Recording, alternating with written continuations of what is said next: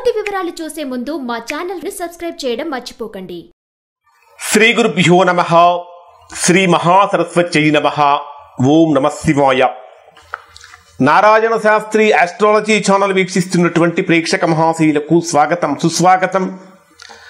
ఈరోజు మనము 2025 సంవత్సరం మార్చి నెల 1వ తేదీ నుంచి 15వ తేదీ వరకు మేషరాశిలో జన్మించినటువంటి వారి యొక్క రాశి ఫలితాలు ఏ విధంగా ఉన్నాయో తెలుసుకుందాం. ప్రధానంగా మేషరాశి వారి యొక్క గ్రహస్థితిని కనుక పరిశీలించినట్లయితే రాశ్యాధిపతి అయినటువంటి కుజుడు రాశికి తృతీయ స్థానంలో సంచరిస్తున్నాడు, బలమైనటువంటి స్థానంలో ఉన్నాడు.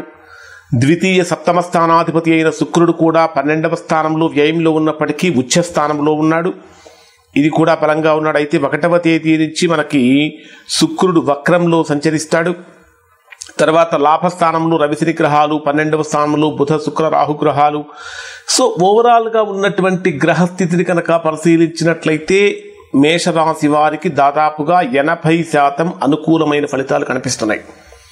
ప్రధానంగా రాశ్యాధిపతి అయినటువంటి కుజుడు రాశికి తృతీయ స్థానంలో సంచరించేటప్పుడు ఏం జరుగుతుందంటే సాహసమైనటువంటి నిర్ణయాలు తీసుకుంటారు, మంచి రిలేషన్స్ మెయింటైన్ చేస్తారు, ఆత్మవిశ్వాసం అనేటటువంటిది చాలా బలంగా పెరుగుతుంది. ఆత్మవిశ్వాసం దాంతోపాటు చేసేటటువంటి పనులలో పట్టు సాధిస్తారు, సాహసోపేతమైనటువంటి నిర్ణయాలు తీసుకుంటారు, గతంలో కన్నా కూడా కొంచెం దూకుడుగా ప్రవర్తిస్తారు. తద్వారా మంచి ఫలితాన్ని పొందడానికి అవకాశం ఏర్పడుతూ ఉంటుంది. ఆరోగ్య ప్రాప్తి కలుగుతుంది. ఆరోగ్యపరమైనటువంటి విషయాలలో కూడా అనుకూలమైనటువంటి ఫలితాలు ఇక్కడ మేషరాశి వారు పొందుతారు. అలానే మీ రాశికి ద్వితీయ సప్తమ స్థానాధిపతి అయిన శుక్రుడు ఉచ్చ స్థానంలో ఎగ్జాల్టేషన్లో సంచరిస్తున్నాడు.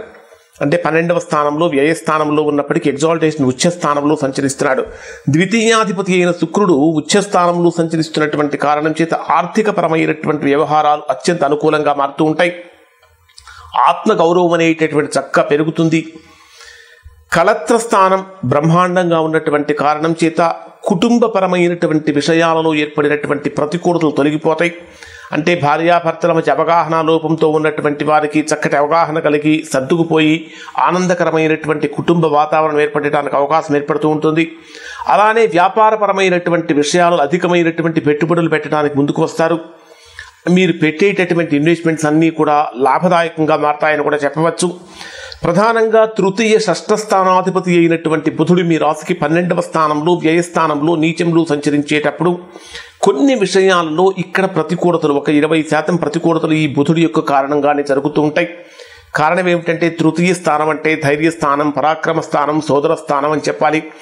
తృతీయ స్థానాధిపతి అయినటువంటి బుధుడు 12వ స్థానంలో వ్యయస్థానంలో సంచరించేటప్పుడు మీరు ఎవరి నుంచి అయితే సహకారం కోరుకుంటున్నారో, అంటే బంధువుల నుంచి కానీ, మిత్రుల నుంచి కానీ, సోదరుల నుంచి కానీ ఎవరి నుంచి అయితే సహకారం కోరుకుంటున్నారో ఆ సహకార లోపం అనేటటువంటి జరుగుతూ ఉంటుంది.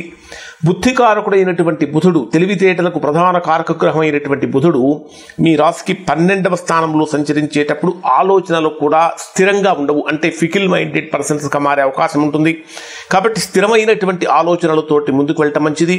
ఒకవేళ మీరు ఏదైనా సరే కొన్ని సందర్భాలలో కఠినమైనటువంటి సమయాలలో నిర్ణయాలు తీసుకోలేనటువంటి పరిస్థితి ఏర్పడినప్పుడు మీరు మీ యొక్క శ్రేయోభిలాషలను పెద్దవారిని వారి యొక్క సూచనలు సలహాలు తీసుకోవటం వలన మంచి ఫలితాలు పొందే అవకాశం ఉంటుంది. ఎవరికైతే కొంచెం బీపీ ఫ్లక్చుయేషన్స్ తోటి, అంటే బీపీ సంబంధమైనటువంటి వ్యాధులతో బాధపడుతూ ఉన్నారో అటువంటి వారు కొంచెం జాగ్రత్తలు పాటించడం అనేది ప్రధానంగా చెప్పదగిన సూచన. ముఖ్యంగా చెప్పాలంటే మీ రాశికి 5వ స్థానాధిపతి అయినటువంటి రవి లాభస్థానంలో శనితో కలిసి సంచరిస్తున్నాడు. రవి శని గ్రహాల యొక్క కలయిక మీ రాశికి లాభస్థానంలో జరుగుతున్నది. 5వ స్థానాధిపతి అయినటువంటి స్థానాధిపతి అయిన రవి యొక్క వీక్షణం కూడా, అంటే సప్తమ వీక్షణంతో 5వ స్థానాన్ని చూస్తూ ఉన్నటువంటి కారణం చేత 15వ తేదీ వరకు విద్యార్థులు విద్యా సంబంధమైనటువంటి విషయాలలో అఖండమైనటువంటి ప్రతిభను చాటుతారు. అంటే చాలా బాగా కష్టపడటం కానీ, డెడికేటెడ్గా వర్క్ చేయటం కానీ, ఇంటలెక్చువల్గా ఆలోచించడం కానీ చక్కగా జరుగుతుంది. అంటే 15వ తేదీ వరకు మీరు చేసేటటువంటి విద్యా సంబంధమైనటువంటి విషయాలలో ఉత్తమమైనటువంటి మార్కులు పొందడానికి కానీ, మంచి గ్రేడ్స్ పొందడానికి అవకాశం ఏర్పడుతుంది. అంటే విద్యార్థులకు బాగా కలిసి వచ్చేటటువంటి కాలం అని చెప్పాలి. అలానే వివాహ ప్రయత్నాలు చేసేటటువంటి వారికి, ముఖ్యంగా చెప్పాలంటే లవ్ మ్యారేజ్ కోసం ప్రయత్నించే వారికి లేదా అరేంజ్డ్ మ్యారేజెస్ కోసం ప్రయత్నించే వారికి అనుకూలంగా మారుతుందని చెప్పాలి.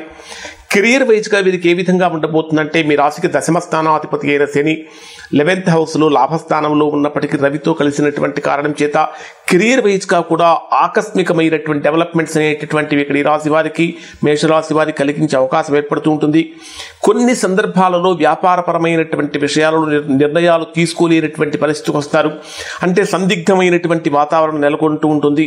ముఖ్యంగా చెప్పాలంటే వ్యాపారపరంగా కనుక తీసుకుంటే వ్యాపారపరమైనటువంటి విషయాలలో ఇన్వెస్ట్మెంట్స్ కలిసి వస్తాయి.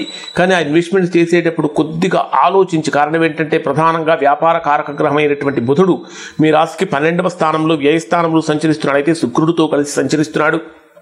బుధుడు 12వ స్థానంలో వ్యయస్థానంలో సంచరిస్తున్నటువంటి కారణం చేత పెద్దవాళ్ళ యొక్క సూచనలు సలహాలు తీసుకోవటం అనేటటువంటిది ప్రధానంగా చెప్పదగినటువంటి సూచన. ఇంకా ఈ రాశిలో జన్మించినటువంటి వారికి కనుక పరిశీలించినట్లయితే ఆకస్మికమైనటువంటి ప్రయాణాలు కానీ విదేశీ యోగాలు కానీ ఈ మాసంలో ఖచ్చితంగా కనిపిస్తున్నాయి. సాఫ్ట్వేర్ రంగంలో ఉన్నటువంటి వారు లేదా టీచింగ్ ప్రొఫెషన్లో ఉన్నటువంటి వారు, జర్నలిజంలో ఉన్నటువంటి వారు, మెడికల్ రిలేటెడ్ ప్రొఫెషన్స్లో ఉన్నటువంటి వారికి కొంచెం సమస్యలు అనేటటువంటి ఒకదాని తర్వాత ఒకటి ఎక్కువగా కనిపిస్తూ ఉంటాయి. అటువంటి వారు కొన్ని పరిహారాలు చేసుకోవటం అనేటటువంటిది ప్రధానంగా చెప్పదగినటువంటి సూచన. డే వైజ్గా కనుక పరిశీలిస్తే మేషరాశి వారికి ఏ విధంగా ఉంటుందంటే 1వ తేదీ ఉదయం నుంచి 3వ తేదీ ఉదయం 6:39 మధ్యలో ఉండేటటువంటి సమయం అత్యంత కఠినమైన సమయం అని చెప్పాలి. కారణం ఏమిటంటే సమయానికి చేయవలసినటువంటి పని చేయలేకపోతూ ఉంటారు. కొద్దిగా బద్ధకం పెరిగిపోతూ ఉంటుంది. ముఖ్యంగా చెప్పాలంటే అకారణమైనటువంటి విరోధాలు పెరిగిపోతూ ఉంటాయి. నిష్కారణమైనటువంటి శత్రుత్వాలు పెరిగిపోతూ ఉంటాయి. మీ ప్రమేయం లేకుండానే అనవసరంగా నిందలు పడాల్సినటువంటి పరిస్థితి కూడా కనిపిస్తూ ఉంటుంది. ముఖ్యంగా కొద్దిగా మనశ్శాంతి కరువైపోవటానికి, చేసినటువంటి కృషికి తగినటువంటి ఫలితాన్ని పొందలేకపోవటానికి ఈ 2 రోజులు 1-2 తేదీలు కారణమవుతాయి. 3వ తేదీ ఉదయం 6:39 వరకు ఈ విధమైనటువంటి ప్రతికూలమైనటువంటి ప్రభావం ఉంది. ఇక 3వ తేదీ ఉదయం 6:39 నుంచి 5వ తేదీ ఉదయం 8:15 మధ్యలో ఉండేటటువంటి సమయంలో సంపూర్ణమైనటువంటి సౌఖ్యాన్ని, చక్కటి ఆరోగ్యాన్ని, చక్కటి సంతోషాన్ని పొందుతారు. ముఖ్యంగా చెప్పాలంటే విందు వినోదాది కార్యక్రమాలలో కూడా పాల్గొంటారు. ధనలాభం కూడా కలుగుతుంది, గౌరవం పెరుగుతుంది. అంటే సమాజంలో గొప్ప పేరు ప్రఖ్యాతులు రావడానికి, మీకంటూ ఒక స్పెషల్ రికగ్నైజేషన్ రావడానికి అవకాశం ఏర్పడుతుంది. 5వ తేదీ ఉదయం 8:15 నుంచి 7వ తేదీ ఉదయం 11:50 మధ్యలో ఉండేటటువంటి సమయంలో ఆర్థికంగా ఎలాంటి ఇబ్బందులు, కష్టాలు, నష్టాలు ఉండవు. కానీ ఎక్కడో ఏదో తెలియనటువంటి చిన్న సమస్యలు అనేటటువంటివి కలుగుతూ ఉంటాయి. వాటిని బుద్ధిబలంతో మాత్రమే వాటిని సాధించాలి. ఇక్కడ మీకు దేహబలం అనేటటువంటి పనికిరాదని గుర్తుపెట్టుకోవాలి. కానీ 5వ తేదీ నుంచి 7వ తేదీ మధ్యలో మీరు తీసుకునేటటువంటి ఎలాంటి నిర్ణయాలైనా సరే బ్రహ్మాండమైనటువంటి సత్ఫలితాలను కలిగిస్తే అక్కడ గజకేసరి యోగం యొక్క ప్రభావం కూడా ఉంటుంది. 7వ తేదీ ఉదయం 11:50 నుంచి 9వ తేదీ సాయంత్రం 5:49 మధ్యలో ఉండేటటువంటి సమయంలో మరలా చక్కటి బంధుమిత్రుల యొక్క అనుకూలత కలుగుతుంది. ఈ రోజుల్లో మీకు చేయవలసినటువంటి పనులు ఏమైనా ఉంటే ఈ రోజుల్లో పూర్తి చేయడం అనేటటువంటిది, అగ్రిమెంట్స్ చేసుకోవడానికి కానీ లేదా కొత్త పనులు ప్రారంభించడానికి కానీ ఇది చాలా అనుకూలమైన సమయం అని చెప్పాలి. అలానే 9వ తేదీ సాయంత్రం 5:49 నుంచి ఇక 14వ తేదీ రాత్రి 14వ తేదీ మధ్యాహ్నం 12:55 వరకు ఉండే సమయం అంతా కూడా చక్కటి అనుకూలమైన ఫలితాన్ని, ఇన్వెస్ట్మెంట్స్ పరంగా లాభాన్ని, గృహ సంబంధమైనటువంటి విషయాల్లో లాభాన్ని కలిగిస్తుంది. 14వ తేదీ మధ్యాహ్నం 12:55 నుంచి 15వ తేదీ రాత్రి వరకు ఉండే సమయంలో కొద్దిగా అనారోగ్య సమస్యలు కానీ శత్రు సమస్యలు కానీ కలుగుతూ ఉన్నాయి. ఓవరాల్గా కనుక పరిశీలించినట్లయితే మేషరాశి వారు చక్కగా బ్రహ్మాండమైనటువంటి ఫలితాలు గోచార పరంగా పొందుతున్నారు. ఇవి మీ గోచారమైనటువంటి ఫలితాలు. వ్యక్తిగతంగా కనుక తీసుకుంటే గోచార ఫలితాలు బ్రహ్మాండంగా ఉన్నాయి. మీ వ్యక్తిగత జాతకంలో కనుక దోషం లేకపోతే ఈ ఫలితాలు మొత్తం మీరు కూడా పొందుతారు. ఇవి మేషరాశి వారికి సంబంధించినటువంటి ఫలితాలు. శుభం.